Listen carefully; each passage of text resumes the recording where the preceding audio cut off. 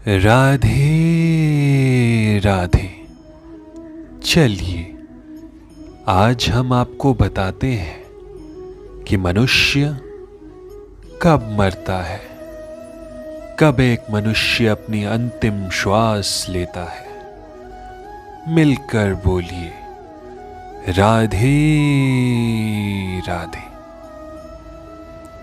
प्रभु कहते हैं, अंतकाल में जो कोई मेरा स्मरण करते हुए शरीर त्याग करता है वो तुरंत मेरे स्वभाव को प्राप्त होता है। इसमें रंच मात्र भी संदेह नहीं है। जो व्यक्ति मृत्यु के समय कृष्ण का चिंतन करता है वो कृष्ण को प्राप्त होता है। मनुष्य को चाहिए कि वो कृष्ण के स्वरूप का स्मरण करे, और यदि इस रूप का चिंतन करते हुए वो मर भी जाता है तो वो निश्चित ही भगवत धाम को प्राप्त होता है। मद्भावम शब्द परम पुरुष के परम स्वभाव का सूचक है। परम पुरुष सच्चिदानंद विग्रह है, अर्थात उनका स्वरूप शाश्वत ज्ञान तथा आनंद से पूर्ण है। हमारा ये शरीर सच्चिदानंद नहीं है, ये सत नहीं अपितु असत है। ये शाश्वत नहीं अपितु नाशवान है। ये चित नहीं है, अर्थात ज्ञान से पूर्ण नहीं है, अपितु अज्ञान से पूर्ण है।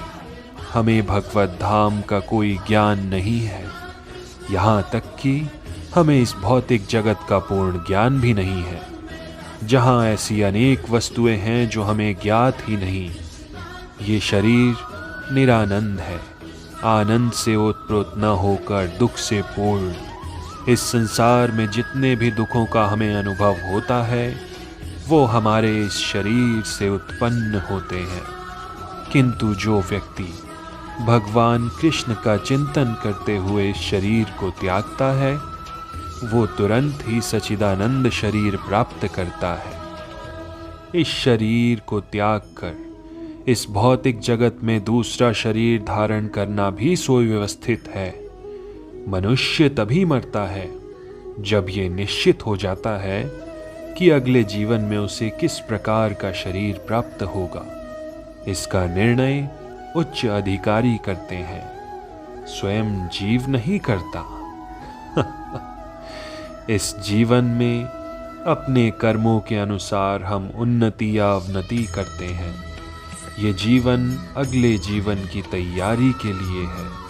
अतएव यदि हम इस जीवन में भगवत धाम पहुंचने की तैयारी कर लेते हैं तो निश्चित ही इस शरीर को त्यागने के बाद हम भगवान के ही सहृष्य आध्यात्मिक शरीर को प्राप्त करते हैं। जैसा कि पहले कहा जा चुका है, अध्यात्मवादियों के कई प्रकार हैं, ब्रह्मवादी, परमात्मावादी तथा भक्त। और जैसा कि उल्लेख हो चुका है, ब्रह्म ज्योति में असंख्यक आध्यात्मिक लोक हैं। इन लोकों की संख्या भौतिक जगत के लोकों की संख्या से कहीं अधिक बड़ी है।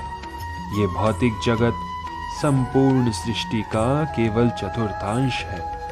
इस भौतिक खंड में लाखों करोड़ों ब्रह्मांड हैं, जिनमें अरबों ग्रह, सूर्य, तारे तथा चंद्रमा है। किंतु ये सारी भौतिक सृष्टि संपूर्ण सृष्टि का एक खंड मात्र है।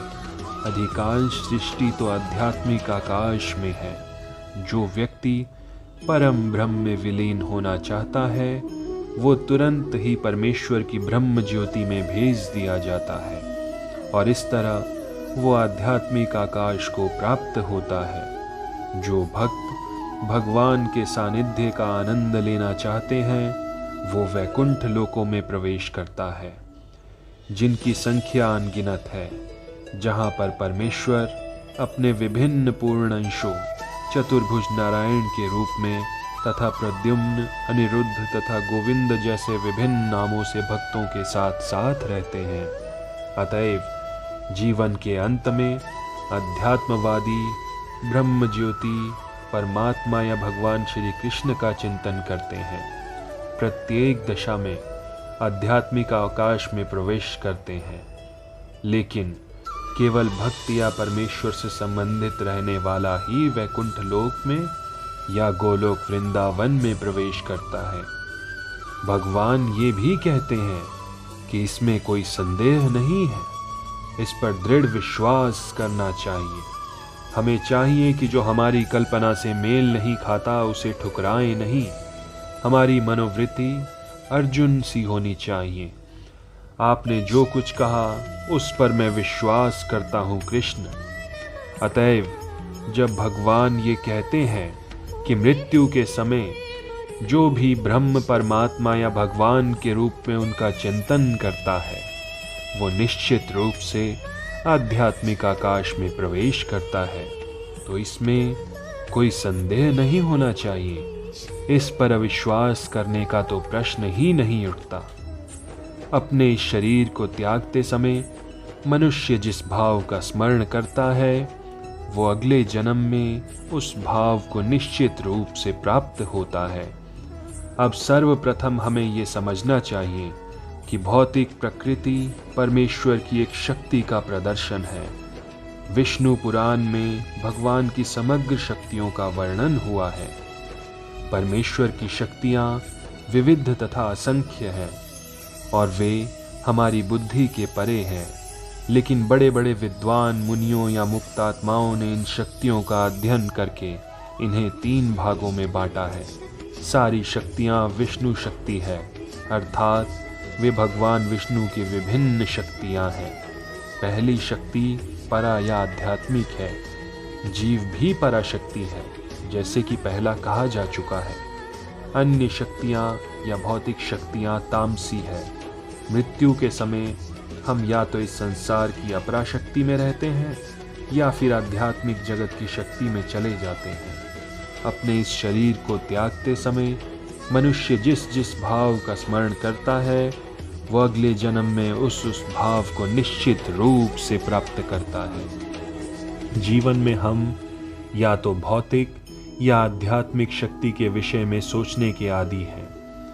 हम अपने विचारों को भौतिक शक्ति से आध्यात्मिक शक्ति में किस प्रकार ले जा सकते हैं, ऐसे बहुत से साहित्य हैं जिनका वर्णन हम अगले अध्याय में करेंगे। मिलकर बोलिए राधे राधे, राधे राधे।